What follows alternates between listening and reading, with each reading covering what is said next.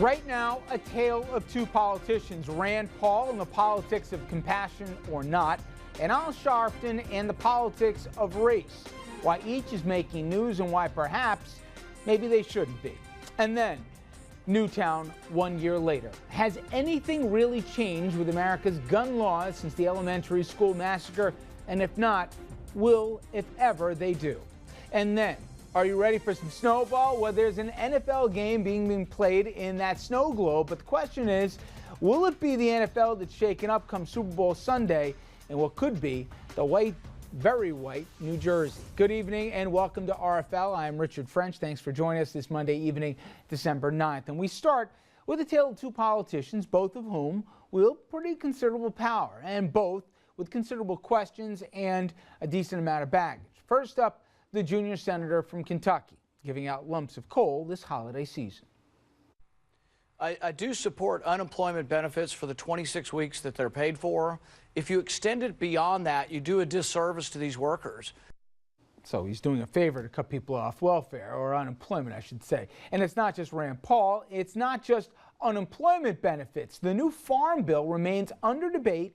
A lot of Republicans want to cut food stamps, which are part of the deal. Same, too, when it comes to welfare and just about every other safety net issue you can think of.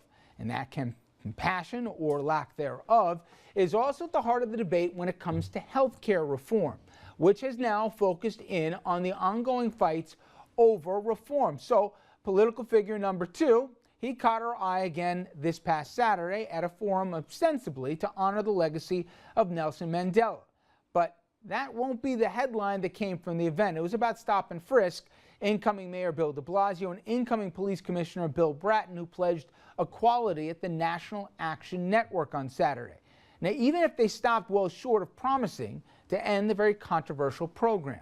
Reverend Al, he also was front and center in the controversy at Macy's and other stores accused of having security racially profile their customers. Sharpton may have been the death knell in the mayoral campaign. You can argue Bill Thompson, who was a longtime friend and political ally, but this year Sharpton, he held back here from an endorsement that Mr. Thompson so desperately lobbied for. And Thompson, the only black candidate, as we all know, lost out to de Blasio. And who can ever forget radio host Don Imus after his comments about the Rutgers women's basketball team? Where did he go seeking forgiveness? He went to Reverend Al's radio program and all but begged for it. All this from a guy with, and let's put it politely, a checkered past, and taking incendiary positions and roles in lightning rod issues like from the Central Park jogger case to Crown Heights, OJ, and probably most notably in our area, the Tawana Brawley case and the false rape accusation. So, Sharpton today refused to apologize for his role in that Brawley incident or apologize to the former prosecutor whose life, Stephen Pagonis, he helped ruin. And for more on these two men, their influence, and kind of how much attention we and not only the media and political landscape ought to pay to them, let's bring in our panel here and start off with Jeannie Zaino, the brains of this table tonight. Here, professor of political science at Loyola College and professor of campaign management at NYU. Dominic Carter, political journalist and author, and Andrew Whitman, our senior political correspondent. And Dom, I start with you because we'll talk about Rand Paul in a second, but it's amazing. I was talking to somebody and we thought, you know what, we should talk about this tonight.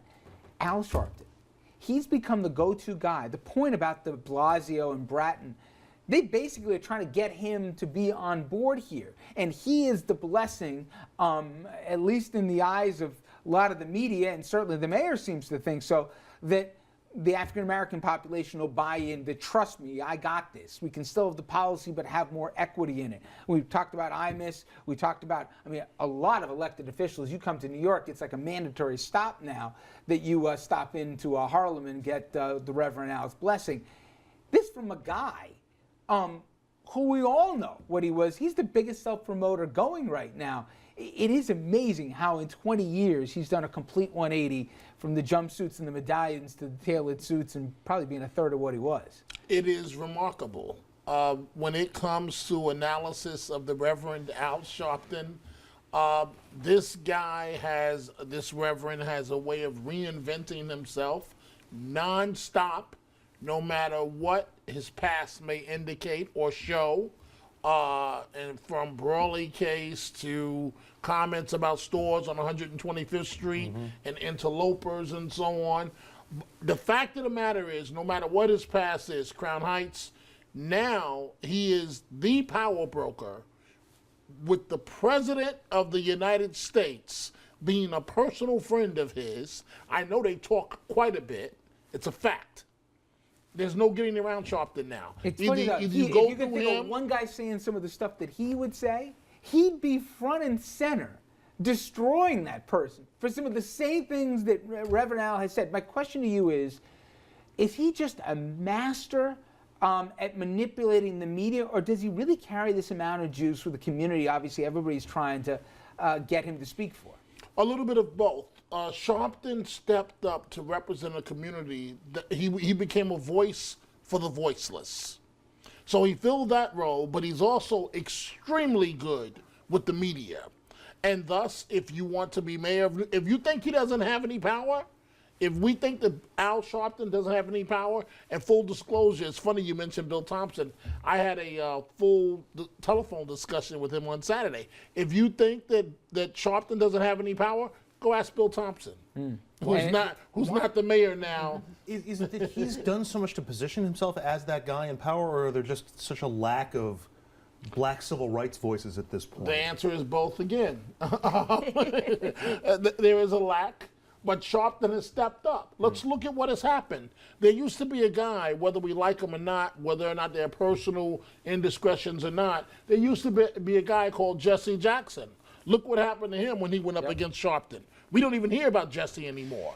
It's the Al Sharpton show. Well, another person, Jeannie, who's mastered both the media and carved out a niche here that's made himself critical in the voice, and that is Rand Paul, okay? I'll admit it, when he first came on the scene here and he was talking about, that if it was up to him here, he wouldn't have voted for the Civil Rights Act. He would have let basically any businesses do what they want. When we heard that and stuff like that, he said, who's this clown? He's got no chance. Well, over the weekend he says he's considering a run for president. And whether or not he'd win or not, he certainly would dictate the terms in many ways of how the Republican primary would go. And now again he staked out this ground here on any social issue you can think of. How much will he drive the party or his ilk to a place that makes them unelectable in a general, potentially? Well, yeah, it's interesting. Over the weekend when he was talking, he was clearly talking to an audience for a Republican primary. I mean, the remarks themselves for somebody who is arguably, and I agree with you, really good with the media, maybe not quite as good as Reverend Al Sharpton, because the remarks over the weekend were a little bit difficult for even the most ardent Republican to swallow. We're going to help you by cutting you off. I'm doing you a favor. Going to do you a favor. I mean, just the word choice alone was a little bit difficult to understand, but he was clearly speaking to a Republican primary audience. And if you listen to what followed in that interview on Fox, what he was talking about, interestingly, was civil liberties and individual liberties, which made him sound a lot more like Andrew's favorite, Elizabeth Warren, than it does like somebody in the Republican Party. Streak, so he's got this Jeannie, libertarian streak that runs through what people are talking about as this new third way of American politics coming. To Dominic's point, though, about Sharpton, do you think that Paul really has as much influence as we in the media make him out to?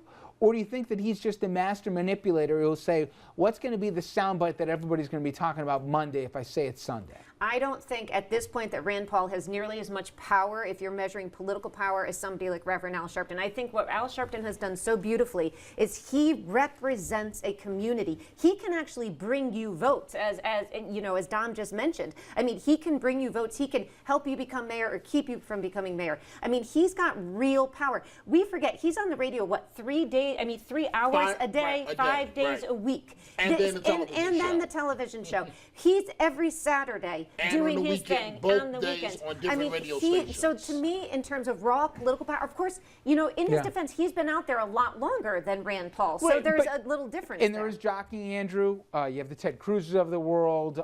You have certainly a lot of other folks who'd love to be the mantle of head Tea Party person. That said, there does seem to be a method to what Paul is trying to do here, and I'm really wondering if he's going to flame out Or is this really to try and basically be the head Tea Party guy, or is he really positioning himself to a realistic run? I think it's a little bit of both to see if he can get something for I've heard that a himself lot with this it. segment. Yeah. But I'm amazed by the similarities between the two, and you would never think it, but they're both great on TV. They both command the language.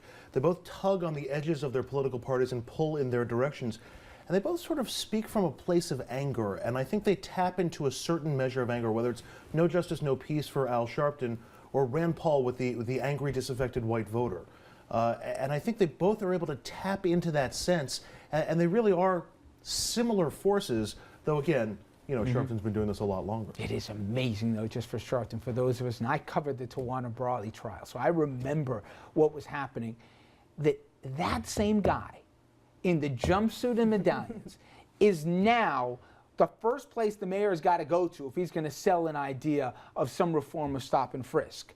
And the first place where you go to if you have to make an apology for ill-tempered remarks, you go to Al Sharpton to plead for forgiveness, as they say only in America. Okay, coming up next, RFL special coverage. It will be a year at the end of this week when we saw the tragedy that none of us will forget at Newtown. And we take a look, as we have all week, as to whether or not anything has really changed as it relates to America's really obsession with guns. Stay with us.